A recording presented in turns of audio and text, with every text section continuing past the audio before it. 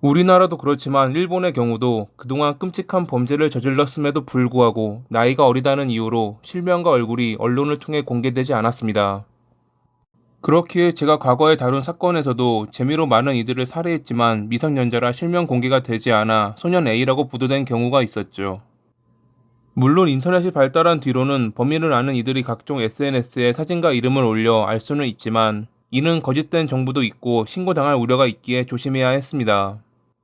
특히 언론 보도의 경우 더 신경을 써야 했죠.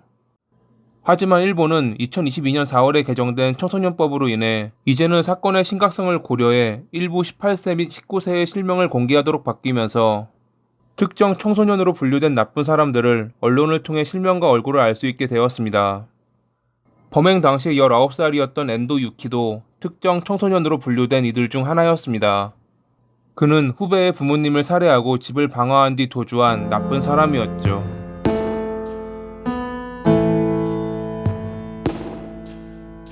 일본 야마나시현 주오시에서 유년기 시절을 보냈던 엔도. 당시 주변 사람들은 그를 부끄러움 많고 얌전한 아이로 기억했습니다. 그렇게 어디서나 볼 수 있었던 평범한 아이였던 그가 변하기 시작한 것은 2010년 11월에 아버지가 절도죄로 체포되면서부터입니다. 전선공사 관련 일을 하던 그의 아버지는 거래처에 작업을 하러 갔다가 자재 보관소에 있던 약 20만 원짜리 온수기 2대를 훔쳤습니다. 절도는 금방 들통났고 그로 인해 체포된 아버지 때문에 당시 초등학생이었던 엔도는 학교에서 놀림을 받았죠. 놀림의 정도는 심해져 그는 결국 학교에 가지 않고 집 밖에서 시간을 보낼 때가 많아졌습니다. 어머니는 그런 엔도를 지키기 위해 2013년에 아버지와 이혼했고 그를 데리고 인근에 있는 고우시로 이사를 했습니다. 1년 뒤 어머니는 재혼했는데 새 아버지는 그를 아껴주었고 원하는 것이 있으면 무엇이든 사주었다고 합니다. 당시 초등학교 5학년인 그가 아이폰을 쓰고 개인 당국 큐대를 가진 것을 친구들은 부러워했죠. 자신을 놀리는 이도 없었고 경제적으로 안정된 삶을 살게 된 엔도였지만 과거에 받았던 상처는 마음속에 남아있었나 봅니다. 친구들은 가끔 그의 어두운 모습을 보고는 했거든요.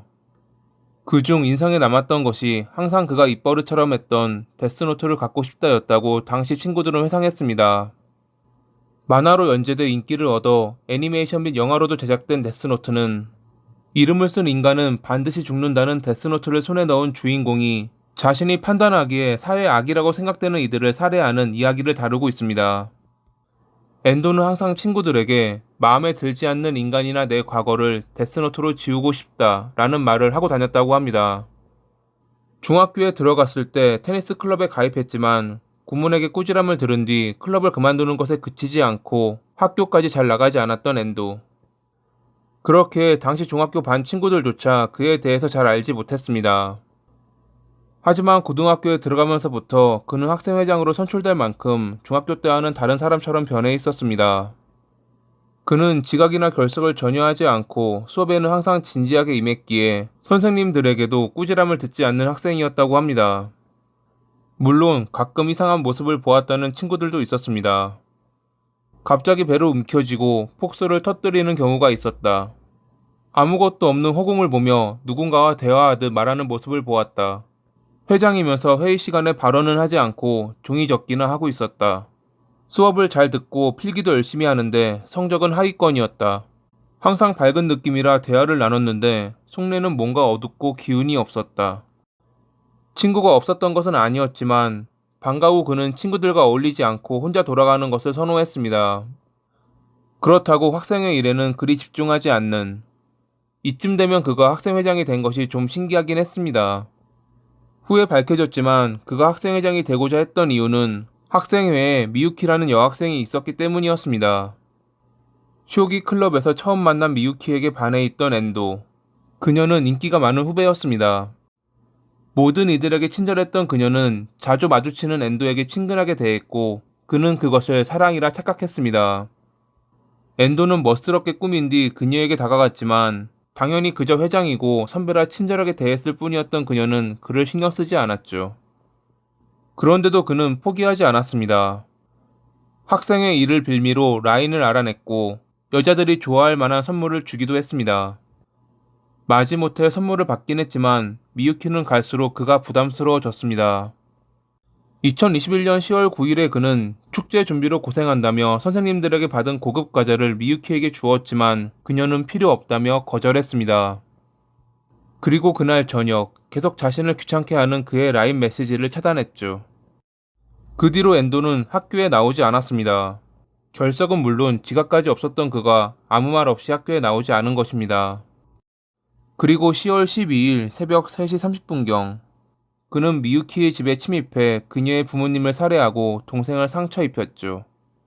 그날 1층에서 싸우는 소리에 잠에서 깬 미유키와 동생이 계단을 내려가던 중 올라오던 엔도와 마주쳤고 가까스로 2층 베란다로 뛰어내려 그녀들은 그에게서 벗어날 수 있었습니다. 도중에 동생이 부상을 입긴 했지만 다행히 큰 상처는 아니었다고 합니다. 미유키는 곧바로 괴한이 집에 침입했다고 경찰에 신고했습니다. 당시 어두웠기에 범인이 엔도라는 것을 알아채지 못했던 것입니다.